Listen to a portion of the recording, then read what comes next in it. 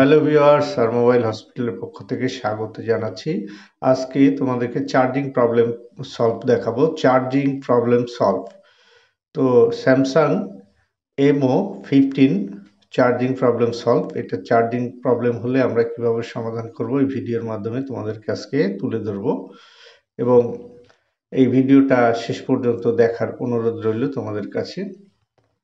তো এই যে দেখো আমাদের যে মেন কানেক্টর, এখানে এই কানেক্টরের ভিভাস যে ভোল্টেজটি, এই ভোল্টেজটি আমাদের মেন পাত্তা থেকে চার্জিং সাববোর্ড থেকে আসার পরে মেন বোর্ডের কানেক্টরে প্রবেশ করে পাতার মাধ্যমে। এই কানেক্টর থেকে যে ভিভাস ভোল্টেজ, যেটি ভোল্টেজ ইন হয়, চার্জারের ইন ভোল্টেজটাকে আমরা ভিভাস ভোল্টেজ বলছি। এই যে লাল ট্র্যাকটি, আর এখানে আরো দুটো ট্র্যাক আছে হলুদ আর সবুজ। এটা হচ্ছে ডিএমডিপি, এটা হচ্ছে ডাটা মাইনাস এবং ডাটা প্লাস লাইন। তো যাই হোক, এখানে তোমরা দেখতে পাচ্ছ, একটু লক্ষ্য করবে। তো ভিভাস যে লাইনটি আছে, তো ভিভাস লাইন আমাদের কোথায় গিয়ে প্রবেশ করছে? এখানে আমাদের ওভিপি আইসি, আমাদের এখানে ওভিপি আইসি হওয়ার পর ওভিপি আইসি থেকে সেটি আউটপুট হয়ে এবং চার্জিং আইসিতে প্রবেশ করছে।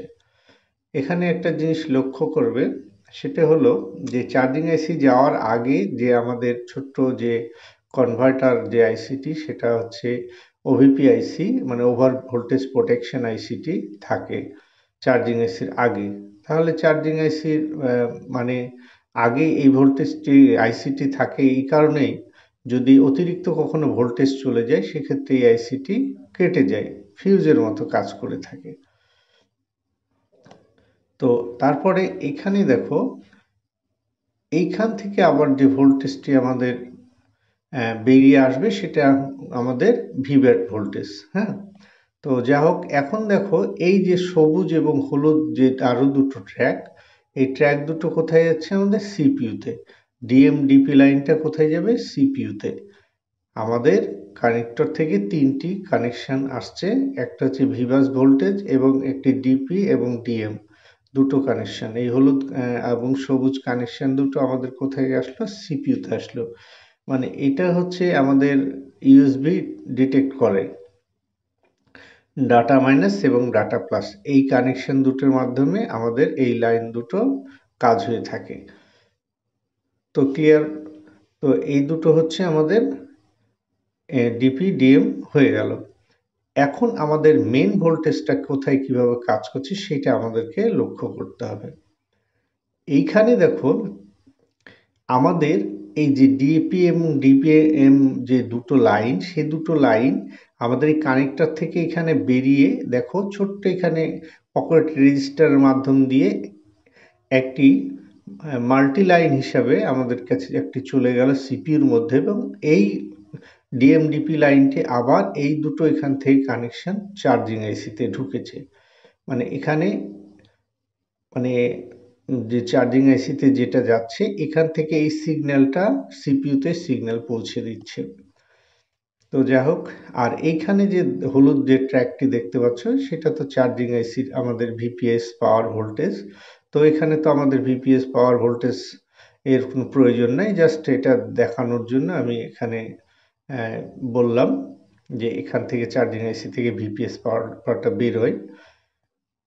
তো তারপরে আমাদেরকে এই টুকিটাকি যে জিনিসগুলো এখানে আমাদের গ্রাফের মাধ্যমে আমরা দেখতে পাচ্ছি, পুরোগুলোই সবগুলোকে একটা পর একটা।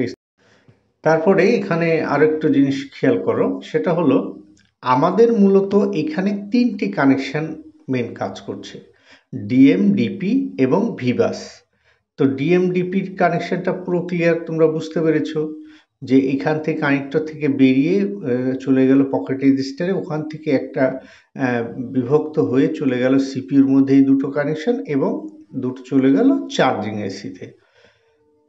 আর এখানে দেখো আমাদের যে কানেকশন হচ্ছে ভিভাস কানেকশন, ভিভাস যে ভোল্টেজ সেটা হচ্ছে 5 ভোল্টেজ এসে ঢুকলো ওভিপি আইসিতে এবং আউটপুট হলো 5 ভোল্টেজ। ঠিক আছে?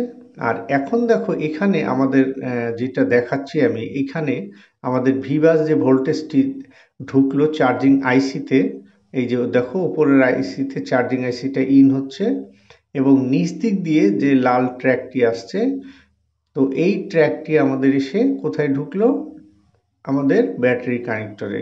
তো ব্যাটারি কানেক্টরে এইখানে এসে ডান পাশে দেখো মেইন পজিটিভ এসে আমাদের এই কানেকশনটি ঢুকছে। মানে আমাদের ভিবাস ভোল্টেজ হচ্ছে চার্জারের ইনপুট, এবং চার্জিং আইসি থেকে যেটা আউটপুট হচ্ছে সেটার নাম হচ্ছে ভিব্যাট ভোল্টেজ। তো সাধারণত এখানে আমাদের 5 ভোল্টেজ ওভিপি আইসি থেকে চার্জিং আইসির ইনপুট পর্যন্ত 5 ভোল্টেজ থাকে, এবং চার্জিং আইসির আউটপুটে 3.7 থেকে 4.8 পর্যন্ত আমরা ভোল্টেজটা পাবো। তো আমরা ভিব্যাস এবং ভিব্যাট ভোল্টেজটা ক্লিয়ার করতে পেরেছি। তো এখন এই দুটোর পরে আমাদের যে দুটো কানেকশন আরও আছে, ব্যাটারি থাম্বস এবং ব্যাটারি আইডি কানেকশন। তো ব্যাপার হচ্ছে যে অন্যান্য সেটের ক্ষেত্রে এই কানেকশনগুলো আমাদের জরুরি হয়ে থাকে। তো এখানে দেখো আমাদের এই লাইনগুলো কোথায় থেকে আসছে আমরা একটু লক্ষ্য করি, তাহলে বুঝতে পারবো ব্যাটারি থাম্বস এবং ব্যাটারি আইডি দুটো লাইন কোথায় থেকে আসছে। তো এইখানে দেখো নিচে একটু ভালো করে লক্ষ্য করো যে কানেকশনগুলো কোথায় থেকে আসছে, তাহলে আমরা বুঝতে পারবো যে এই যে হলুদ টাইপের একটা ট্র্যাক দেখতে পাচ্ছ, এই যে হলুদ টাইপের ট্র্যাকটি এখান থেকে বেরিয়ে আসছে চার্জিং আইসি থেকে। এখান থেকে বেরিয়ে এসে দেখো ব্যাটারি থাম্বস এবং ব্যাটারি আইডি হিসেবে আমাদের লাইনে ঢুকছে। মিডিলের যে ব্যাটারি কানেক্টরে যে বিভিন্ন মিডিলের কানেকশন থাকে, এই কানেকশনগুলোকে ব্যাটারি আইডি এবং ব্যাটারি থাম্বস বলে থাকি। তো এই কানেকশন দুটো আমি তীরের মাধ্যমে দেখিয়ে দিচ্ছি আমাদের কোথায় থেকে আসছে এবং কোথায় থেকে প্রবেশ করছে।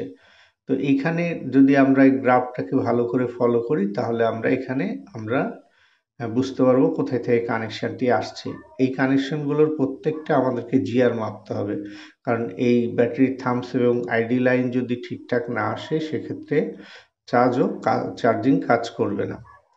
তো এখানে দেখো ওপর থেকে যে তিনটা কানেকশন আসছে আমাদের চার্জিং আইসির ওপরে দেখো, তো এই তিনটি কানেকশন কিন্তু প্রত্যেকটা আগে ধরে ধরে আমাদেরকে জিআর গুলো মেপে নিতে হবে। কোনো জায়গায় যদি লাইনটা ব্রেক হয়ে যায় সেক্ষেত্রে জিআরটা পাবে না।